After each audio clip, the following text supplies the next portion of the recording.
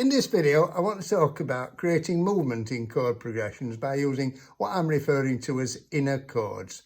What do I mean by an inner chord? Well, let's take this chord, C major 7, put a D at the top, making it C major 9. Now, if I look at the right-hand notes on their own, that's an E minor 7 chord. So I'm referring that to as an inner chord of C major 7. Now let's take the top two notes down a step, and we've now got a C major 6 chord. Major 6th and major 7th chords are generally interchangeable as long as they fit with the melody. So we've created a little bit of movement on that chord now. If I now take that E minor 7 in the right hand and play it in a different inversion, I can then go to another inversion of the A minor 7. And again, we've got this smooth voice leading. We've got the outer two notes of the right hand going down a step, the inner two notes staying in the same place. So you can do it in all inversions.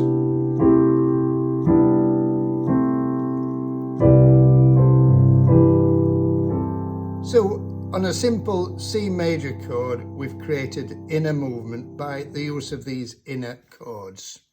Now let's look at some more examples. These are fairly simple ones. We'll do a 5-1 progression in the key of C. So that's just G7 going to C. And we're going to use these two chords on the G7, a D minor 7 and G7 in the right hand. The left hand, I'm just going to play the root and seventh.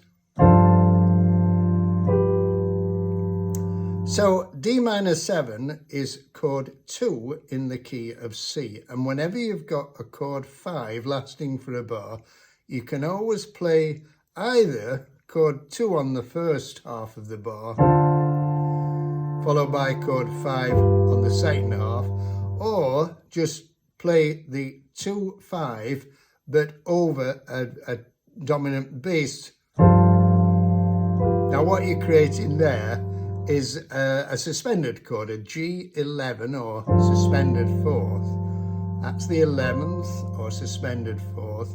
The A is the 9th, so it's quite a colourful chord. The top two notes come down a step, resolve to the 3rd of the G7, that's the B, and the root. And again, you can do this in different inversions. And then you could follow it with the first example on the C major 7. A slightly more colourful version of that is, instead of D minor 7, G7, F major 7, going to B minor 7 flat 5, or B half diminished 7th chord. That sounds like this. Why is that slightly more colourful? Well, in the F major 7, we've got the note E, which in terms of a G7 chord is the 13th. The B minor 7 flat 5, we've got the note A, which is the 9th of the G7. So we've just got those two notes adding a little bit of colour there.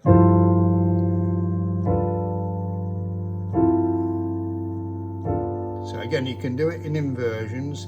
You can also just slightly modify the last bit of that. And instead of going to B minor 7 flat, I play this chord. So that is actually a B7 chord, but with a flattened 5th. The E flat is the flattened 13th of the G7 chord. So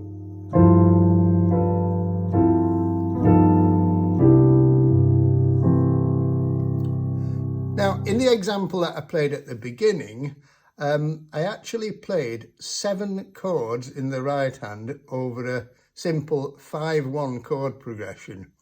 I played this example in the key of F because it sounds a little bit muddy down here in the key of C. So we're starting off with a C11 chord, C suspended fourth. Now let's look at the right hand notes there. We've got D, F, A, C. In terms of C7, that's 9th, 11th, 13th root.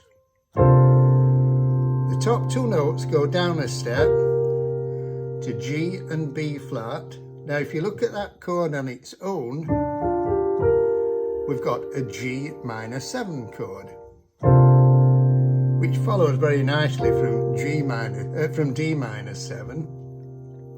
And if you look at the notes, it's still a suspended chord at this point, 9th, 11th, 5th and 7th. And then we go to this chord. Now you can think of that chord as G minor 7 flat 5, or you can think of it as B flat minor 6. And it really doesn't matter that much which one you think.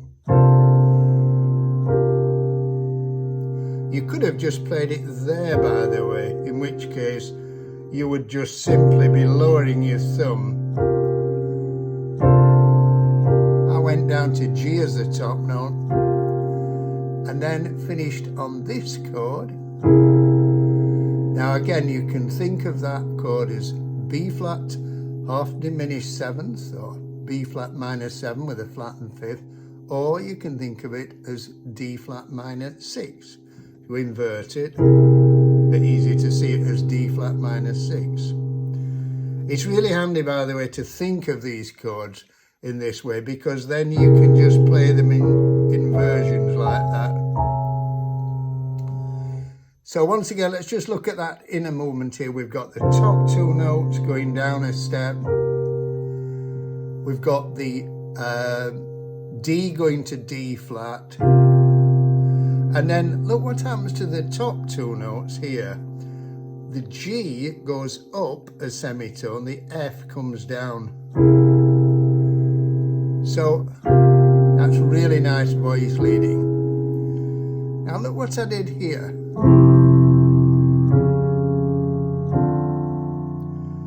Now that's a slight variation of what I was doing in the first examples, where I was going C major 7, C major 6. Here I am going F major 7 to F major 6, but look what's happening in the middle. Look at the right hand only. A minor 7 going to A7, that's the dominant 7th of D minor.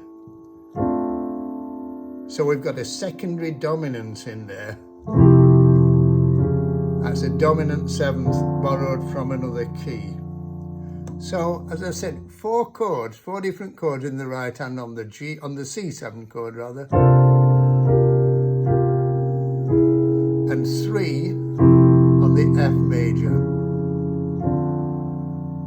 Hope you found that useful. If you did, please give it a thumbs up and subscribe. Thank you.